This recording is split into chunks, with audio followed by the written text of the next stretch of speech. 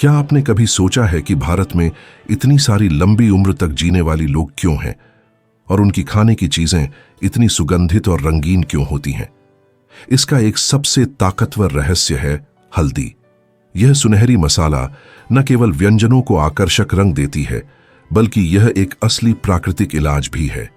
इसे चाय में डाल सकते हैं, ओटमील पर छिड़क सकते हैं या कैप्सूल में ले सकते हैं, यह सोचकर कि आप अपने शरीर के लिए कुछ अच्छा कर रहे हैं।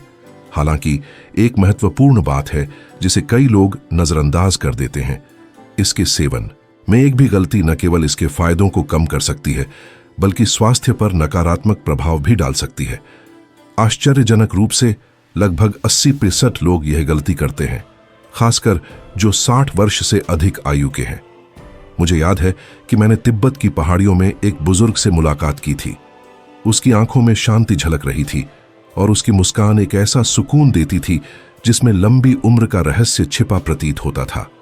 बातचीत के दौरान उसने अपनी कहानी साझा की। एक ऐसा व्यक्ति जिसने अपनी जिंदगी का अधिकांश हिस्सा चिंता, जल्दीबाजी और लगातार परेशानियों में बिताया था।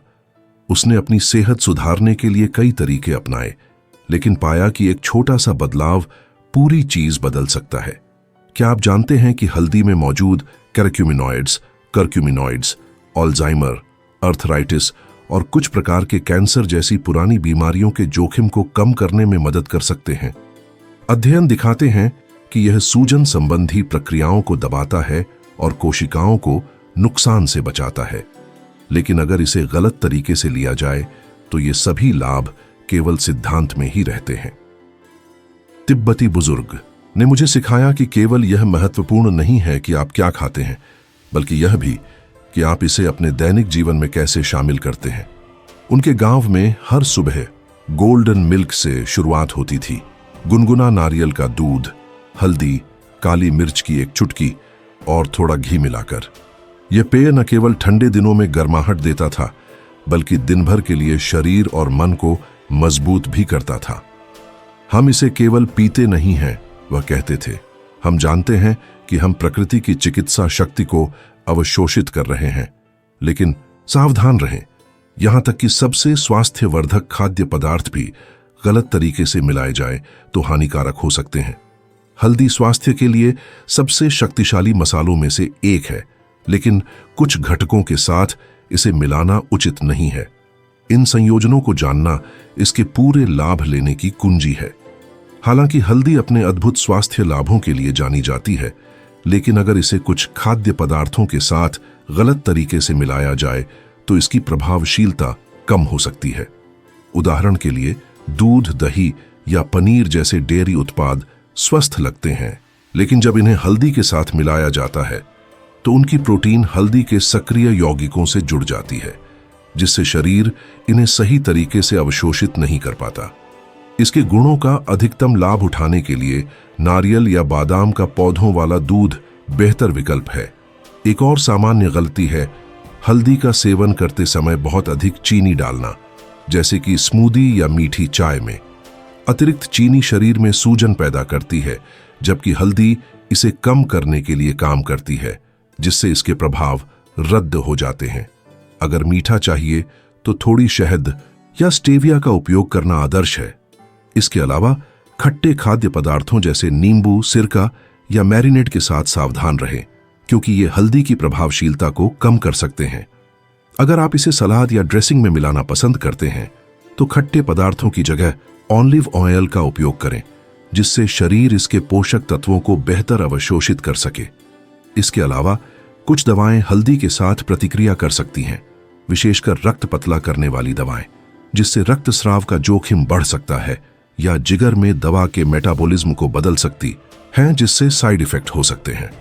हल्दी का अधिकतम लाभ उठाने के लिए कुछ टिप्स जानना बहुत महत्वपूर्ण है। काली मिर्च की एक चुटकी डालने से करक्यूमिनॉइड्स के अवशोषण में काफी सुधार होता है, क्योंकि इसमें पाइपरिन होता है।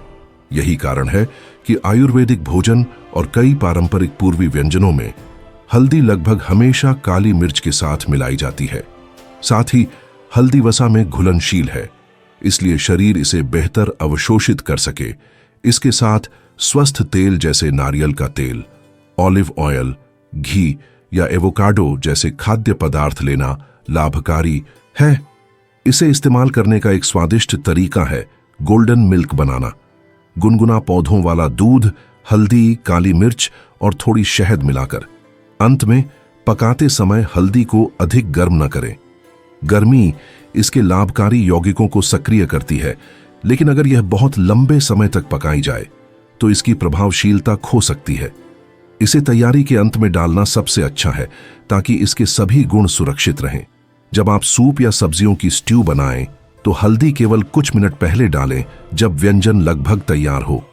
हल्दी वाली चाय जैसी पेय में इसे केवल गुनगुने पानी या दूध में घोलना पर्याप्त है, उबालने की जरूरत नहीं। एसिडिटी को नियंत्रित करना महत्वपूर्ण है। थोड़ा नींबू या सेब का सिरका कोई समस्या नहीं पैदा करता, लेकिन अत्यधिक खट्टे रस या सिरका इसकी प्रभावशीलता कम कर सकते हैं। अगर आप गोल्डन मिल्क बना रहे हैं तो नींबू अलग से डालें और सीधे हल्दी के साथ न मिलाएं। इसके अलावा इसके सेवन का दुरुपयोग न करें। हल्दी में सूजन रोधी, पाचन और प्रतिरक्षा गुण होते हैं, लेकिन अत्यधिक मात्रा में लेने से जलन या एलर्जी प्रतिक्रिया हो सकती है। अनुशंसित मात्रा लगभग 1 से 3 ग्राम प्रतिदिन है, जो आधी चम्मच के बराबर है। मुझे एक महिला का मामला याद है जिसे लगातार जोड़ों में दर्द था। उसने हल्दी के लाभों के बारे में पढ़ा था, लेकिन परिणाम नहीं दिख रहे थे जब तक उसने अपनी खपत को समायोजित नहीं किया। उसने काली मिर्च की एक चुटकी जोड़ी, सोने से पहले गोल्डन मिल्क पीना शुरू किया और अपने सुबह के स्मूदी में हल्दी शामिल की। 1 महीने में दर्द कम हो गया और उसकी ऊर्जा बढ़ गई। ये दिखाता है कि रहस्य केवल हल्दी लेने में नहीं है, बल्कि इसे सही तरीके से अन्य सामग्री के साथ मिलाने में है। बिना काली मिर्च या स्वस्थ वसा के शरीर इसके सक्रिय यौगिकों का केवल 10% से कम अवशोषित करता है, जबकि इन सहयोगियों के साथ इसकी प्रभावशीलता कई गुना बढ़ सकती है। अगर आप अपने स्वास्थ्य को बेहतर बनाने, कल्याण आकर्षित करने और ऊर्जा व लंबी उम्र के साथ जीने के और भी रहस्यों को जानना चाहते हैं, तो मैं आपको मेरे चैनल से जुड़ने के लिए आमंत्रित करता हूं। वहां मैं शक्तिशाली तकनीकें, लंबी उम्र के रहस्य और सफलता और पूर्णता प्राप्त करने के व्यावहारिक तरीके साझा करता हूं। अपने जीवन को बदलने का यह अवसर मत खोइए। लिंक वीडियो विवरण में है।